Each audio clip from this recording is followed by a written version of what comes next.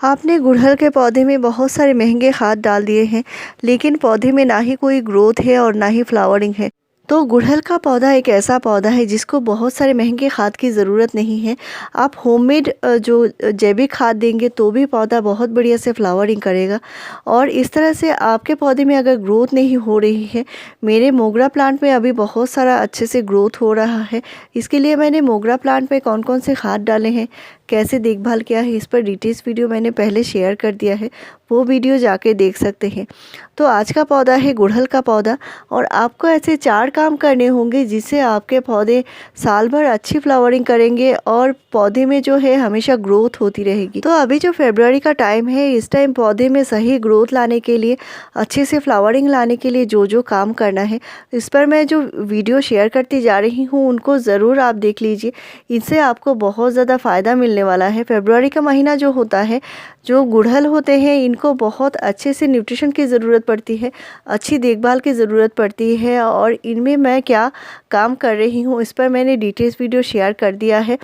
जो पौधे ग्रोथ नहीं कर रहे हैं उनमें क्या डालनी है, और जिस पौधे में ग्रोथ हो रही है लेकिन फ्लावरिंग नहीं है उसमें क्या डालना होगा।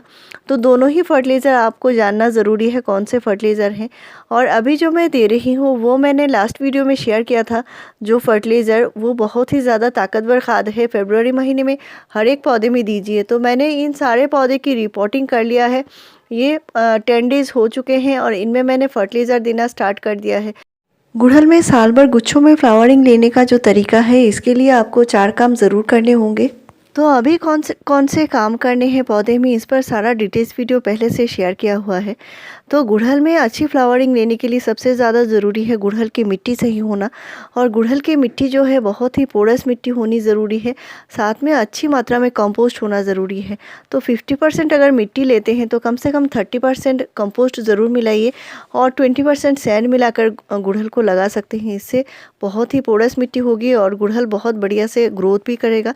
पौधे में कभी भी फंगस की इशू नहीं आएगी। नेक्स्ट है पौधे में सही से धूप लगना। तो हाइब्रिड गुड़हल है तो कम से कम 3 से 4 घंटे की धूप काफ़ी है। लेकिन अगर देसी गुड़हल है तो इसको आप पूरे दिन के धूप में रखेंगे तो ये अच्छे से अच्छी ग्रोथ भी करेगा और फ्लावरिंग भी करेगा। साथ में ही प्लांट के साथ साथ मिट्टी में भी धूप लगना ज़रूरी है।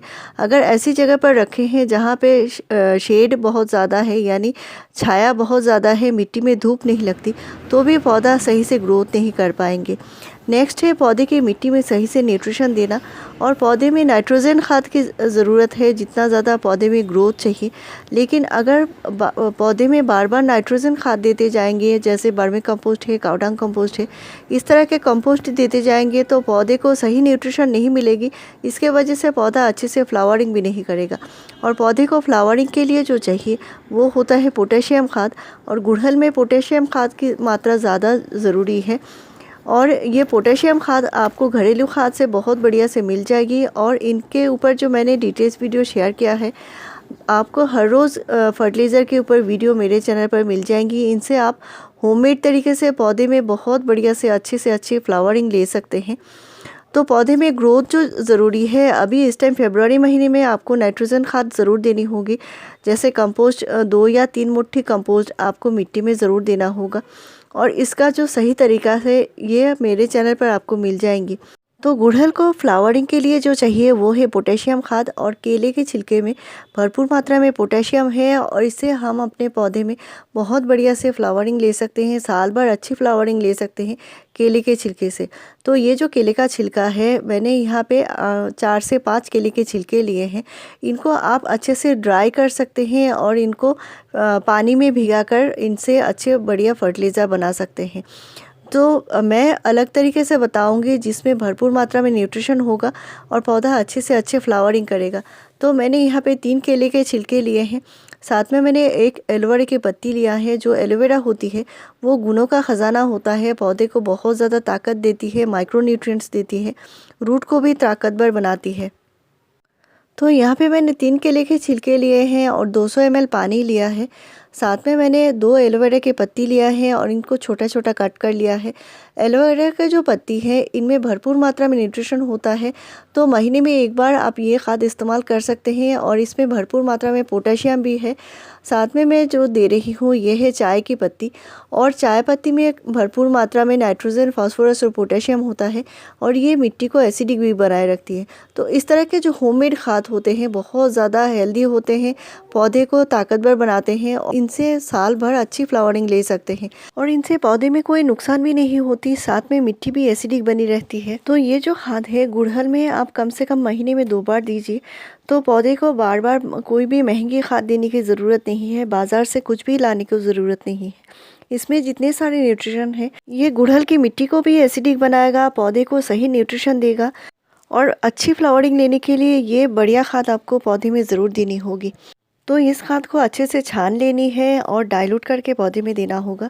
तो अगर आपने 1 लीटर फर्टिलाइज़र बनाया है तो कम से कम आपको 4 से 5 लीटर नॉर्मल पानी मिलाकर पौधे में देना है। बहुत ही ताकतवर खाद है और पोटेशियम का बेस्ट सोर्स है, फ्लावरिंग के लिए बेस्ट फर्टिलाइज़र है। तो इसको पौधे में ज़रूर दीजिए और गुड़हल में अच्छी फ्लावरिंग इसे ले सकते हैं। तो सालों से आपके पौधे की ग्रोथ रुकी हुई है, पौधे में ना ही नए पत्ते आ रहे हैं, ना ही कलियां बन रही है। तो उस तरह के पौधे में जो होती है मिट्टी का पीएच बैलेंस नहीं होता, मिट्टी अल्कलाइन हो जाती है और गुड़हल को हल्की एसिडिक मिट्टी चाहिए, नहीं तो पौधा अच्छे से अपना न्यूट्रिशन ले नहीं पाएगा और पौधे में कोई ग्रोथ नहीं होगी। आप कितना भी महंगे खाद डाल दें पौधे में इससे कोई असर नहीं दिखेगा। तो मिट्टी की पीएच बैलेंस करने के लिए, मिट्टी को एसिडिक बनाए रखने के लिए गुड़हल की मिट्टी हल्की एसिडिक होना ज़रूरी है और इसके लिए अभी जो मैं बताऊंगी वो एक खाद भी होगा, ये एक टॉनिक भी है, लेकिन इसका इस्तेमाल आप बार बार नहीं कर सकते। ये ऑर्गेनिक खेती में भी इसका इस्तेमाल किया जाता है, ये एक बूस्टर खाद की तरह इस्तेमाल होता है। तो इसका इस्तेमाल आप महीने 2 महीने में एक बार इस्तेमाल कर सकते हैं। आपका पौधा सही है, ग्रोथ ठीक से कर रहा है तो इसके इस्तेमाल की ज़रूरत नहीं है, लेकिन पौधा अगर हेल्दी नहीं है, मिट्टी में कीड़े मकोड़े लगे हैं, पौधे में फंगस लगे हैं, तो इसका इस्तेमाल कर सकते हैं। तो ये है एलम यानी फिटकरी और ये जो है इसमें भरपूर मात्रा में न्यूट्रिशन भी होता है, पोटेशियम भी होता है। तो इसको देने का जो तरीका है, मैंने 200 ml पानी में सिर्फ 1 पिंच ही लिया है और इतना सा ही देना है, यानी 1 पिंच लेना है आपको, यानी 1 चुटकी लेनी है और इसको 1 गिलास पानी में अच्छे से घोल लेनी है। तो इसको घोलने में थोड़ा सा टाइम लगेगा, जैसे 10 मिनट टाइम लग जाएंगे और इसके बाद इसका इस्तेमाल कर सकते हैं, लेकिन इसको डाइल्यूट करके इस्तेमाल करना पड़ेगा और गुड़हल की मिट्टी में देना है। तो भरी दोपहर में नहीं देना है, सुबह या शाम को दे सकते हैं। बहुत ज़्यादा गर्मी है तो भी नहीं देना है और इसको आप प्लांट के ऊपर स्प्रे नहीं कर सकते, मिट्टी में देना है। तो ये मिट्टी को एसिडिक बनाए रखेगा और गुड़हल में आप महीने 2 महीने में एक बार इस्तेमाल कर सकते हैं, बहुत बढ़िया रिजल्ट आपको मिलने वाले हैं। तो इस 200 ml पानी को मैंने फिर से ½ लीटर पानी में अच्छे से मिला दिया है और इसको डाइल्यूट करना बेहद ज़रूरी है, नहीं तो रूट ख़राब हो सकते हैं, पौधे जल सकते हैं। और इसको जो मैंने बताया है शाम के टाइम ही देना है, भरी दोपहर में नहीं देना है। बहुत ज़्यादा गर्मी है, इस टाइम पौधे झुलस रहे हैं, तो आपको ये खाद नहीं देनी है।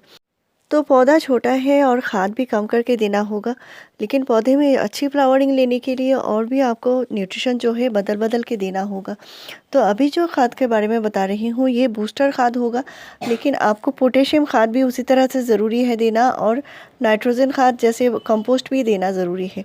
तो इस खाद को देने के लिए मैंने जो लिया है वो प्लांट में फ्लावरिंग नहीं हो रही है तो उस प्लांट में आपको देना है। कीड़े मकोड़े, मिट्टी में फंगस लगे हैं तो भी आपको देना है और सालों से पौधे में ग्रोथ नहीं है, कलियां नहीं बन रही हैं, फूल नहीं आ रहे हैं, तो उस पौधे में आपको ज़रूर देना होगा। इनको आप ज़रूर फॉलो कीजिए और मैंने जो ऑर्गेनिक तरीके से जो खाद बताए हैं उनको भी आपको ज़रूर यूज़ करना होगा पौधे में। और हाइब्रिड हिबिस्कस के ऊपर मैंने जो प्लेलिस्ट बनाई है हिबिस्कस प्लांट केयर, इनको अगर आप फॉलो करते हैं तो आपका हिबिस्कस प्लांट हमेशा हेल्दी रहेगा और इस तरह फूलों से भरा रहेगा। और हर रोज़ इस तरह इन्फॉर्मेटिव वीडियोस पाने के लिए मेरे चैनल को ज़रूर सब्सक्राइब कीजिए, लाइक शेयर और कमेंट कीजिए। Thank you.